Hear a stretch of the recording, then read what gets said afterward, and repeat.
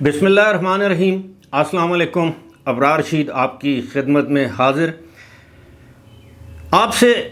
دو تین بڑے important points جو کہ اس ملک کو درپیش معاملات کے حوالے سے ہیں وہ آپ کے سامنے رکھنے ہیں، اس کے بعد فیصلہ آپ کا۔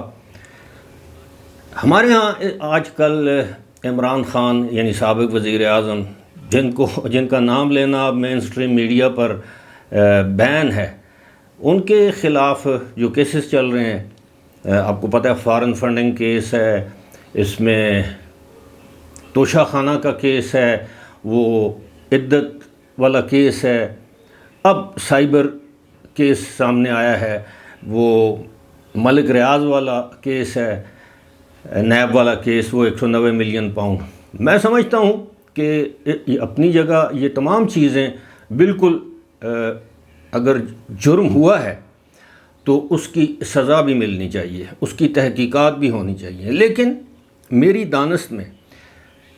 یہ جو ایک کیس ہے سائبر والا، یہ بڑا کیس اس لیے ہے کہ اس سے ملک کی ساکھ کو نقصان پہنچا، لیکن جو عمران خان کے جو دیگر جرائم جو جرائم ہیں وہ میں آپ کے سامنے رکھتا ہوں کہ جناب اندازہ کیجئے کہ اپنی حکومت ختم ہونے سے پہلے یہ بھانپ گئے تھے کہ ان کی حکومت جا رہی ہے، اس سے پہلے انہوں نے کیا ہے کہ آپ کے علم میں ہے کہ فروری میں انہوں نے بجائے پیٹرول کی قیمتیں بڑھانے کے انہوں نے سبسڈی دے دی، اور گزشتہ روز اس کو جسٹیفائی کیا کہ جناب ہم نے سبسڈی دی تھی وہ لوگوں کی مشکلات کو سامنے رکھتے ہوئے، ایسا نہیں تھا۔ وقتی طور پر آپ نے پیٹرول اور ڈیزل میں سبسڈی تو دے دی، بجلی میں بھی، لیکن اس کا خمیازہ جو ہے وہ پوری قوم آج بھی بھگت رہی ہے۔ یہ ان کا پہلا جرم تھا، بڑا جرم جسے میں کہتا ہوں۔ اس کے بعد جب ان کی گورنمنٹ ختم ہوئی تو جب آئی ایم ایف کے ساتھ موجودہ حکومت کے مذاکرات چل رہے تھے یا آئی ایم ایف ریویو کر رہا تھا پاکستان کی ریکویسٹ کو، انہی دنوں عمران خان نے دھرنے کا اعلان کر دیا، یعنی 22 یا 23 کو یا 25 کو میرا خیال ہے، یہ آئی ایم ایف 2022 کو آئی ایم ایف کا دوحہ میں شاید اجلاس ہونا تھا، اور اس دوران عمران خان نے پاکستان میں کیا کر دیا؟ لانگ مارچ کا اعلان کر دیا۔ اس سے پہلے آئی ایم ایف کو خط لکھوائے شوکت ترین نے، ان کے وزیر خزانہ نے، اس وقت کے 2 صوبائی وزراء جو ہیں محسن لغاری اور تیمور جھگڑا، ان کو کہلوایا کہ جناب آپ نے آئی ایم ایف کو خط لکھنا ہے کہ ہم آپ کے جو جتنے بھی معاملات ہیں جو پاکستان کے ساتھ طے کریں گے اس کی پاسداری یہ 2 صوبے نہیں کریں گے۔ فیٹف کا وقت آیا تو ان دنوں انہوں نے اسلام آباد چڑھائی یا لانگ مارچ کا اعلان کر دیا، جن دنوں پاکستان کو فیٹف سے نکالا جانا تھا۔ ان کی کوشش یہ تھی کہ پاکستان کسی نہ کسی طریقے سے دیوالیہ ہو جائے، پاکستان میں سری لنکا جیسے حالات ہو جائیں، جس طرح سری لنکا میں لوگوں نے ان کا جو ایوان صدر ہے یا ایوان وزیر اعظم ہے اس پر چڑھائی کی، اور جس طرح وہاں کے وزراء کو، یہاں تک کہ وہاں کے صدر کو ملک سے بھاگنا پڑا، ان کی خواہش یہ تھی کہ پاکستان کے حکمران بھی اسی طرح یہ انقلاب لے کر آئیں۔ اس کے بعد جو 9 مئی کا سانحہ ہوا وہ آپ سب کے سامنے ہے، اس دن بھی ان کی کوشش اور خواہش یہ تھی کہ کسی نہ کسی طریقے سے انقلاب جو ہے وہ پاکستان میں آ جائے۔ انقلاب کیسا؟ ایک خونی انقلاب کے فوج اور عوام ایک دوسرے کے آمنے سامنے آ جائیں، اور بالآخر جو ہے اب اس کی میں تفصیل میں نہیں جانا چاہتا، بنیادی جو ان کی جو خواہش تھی وہ یہ تھی کہ کسی نہ کسی طریقے سے جنرل عاصم منیر جو ہیں ان کا تختہ الٹ دیا جائے، اور باقی معاملات بعد میں وہ خود سنبھال لیں گے۔ اور یاد رہے، آپ لوگوں کے شاید علم میں ہوگا کہ ان دنوں جنرل عاصم منیر پاکستان میں نہیں تھے۔ اب یہ ساری صورتحال ایسی ہے کہ پوری دنیا میں، اچھا ایک اور معاملہ، وہ جو سائفر والا جو معاملہ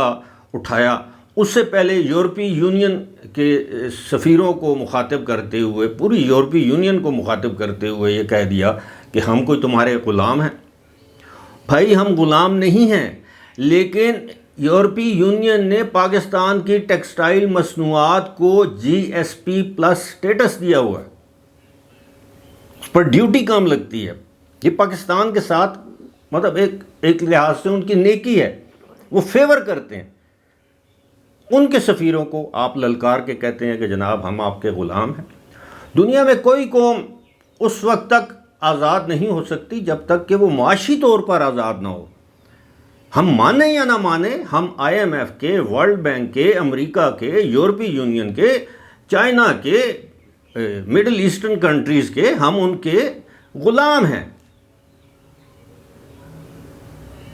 لیکن ہمارے ہاں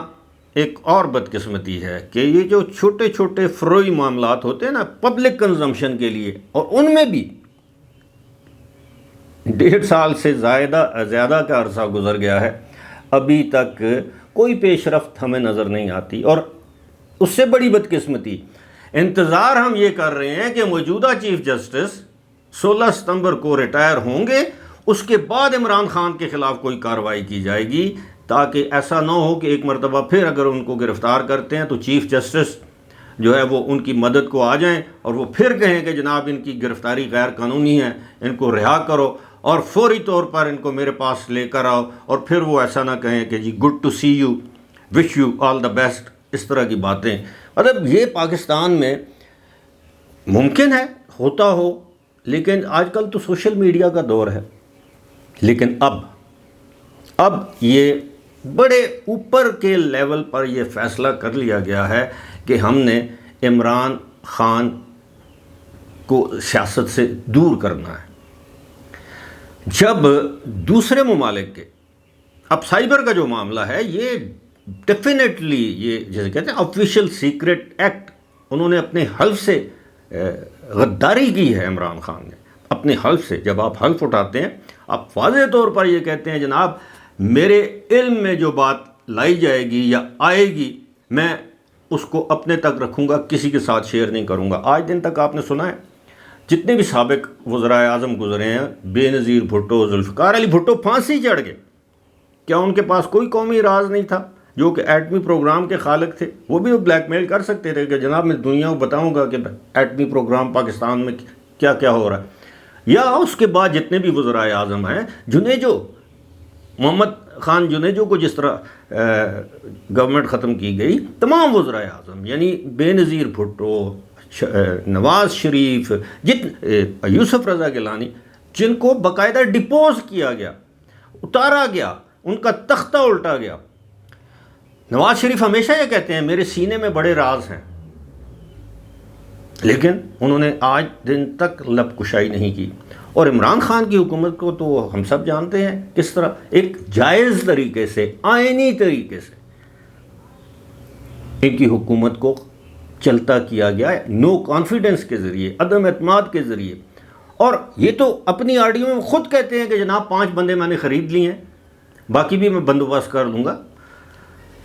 پھر انہوں نے کہا کہ جناب $300 ملین امریکہ نے دیے ہیں پاکستان میں حکومت کے خاتمے کے لیے۔ کدھر گئے وہ $300 ملین؟ یہ ساری چیزیں ایک ایسا انسان، میں ان کے ذات کے حوالے سے بات نہیں کر رہا، ایک ایسا انسان جس کو سیاستدان بنانے کی کوشش کی گئی لیکن وہ سیاستدان نہیں بن سکا۔ اور آج دن تک ان کا جو لیٹسٹ خطاب جو آج کل آتے ہیں وہ جو یوٹیوب پہ، اچھا مزے کی بات یہ ہے کہ ہماری طرح وہ بھی یوٹیوبر بن گئے، ساتھ ہی ساتھ وہ اب تو ٹک ٹاکر بھی بن گئے۔ اب ذہنی کیفیت کا اندازہ لگائے کہ بندہ کرکٹ کی دنیا کا سٹار رہا ہو، آج بھی ملک کا ایک مقبول ترین رہنما ہو اور سابق وزیر اعظم رہ چکا ہو، لیکن اس کی ذہنی کیفیت کا اندازہ یہ لگائیں کہ یوٹیوب اور ٹک ٹاک۔ لیکن ظاہر ہے ان کے تعلقات رہے ہیں ٹک ٹاکرز کے ساتھ، بہت سی ٹک ٹاکرز کے ساتھ۔ ان کے دور میں ٹک ٹاکرز اپنی لات مار کے ان کے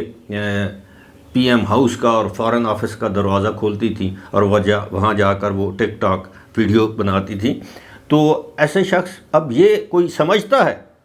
معجزہ ہونے میں دیر نہیں لگتی، اگر کوئی یہ سمجھتا ہے کہ آئندہ 5 سے 10 سال تک عمران خان کو اقتدار میں آنے کی اجازت دی جائے گی یا یہ اقتدار میں آئیں گے، تو یہ اس کی خام خیالی ہے. خواب دیکھنے اور خواہشات رکھنے پر کوئی پابندی کوئی نہیں لگا سکتا، لیکن نہ یہ خواب شرمندہ تعبیر ہوں گے اور نہ یہ خواہشات پوری ہوں گی. فی الحال اسی کے ساتھ مجھے دیجیے اجازت. خدا حافظ.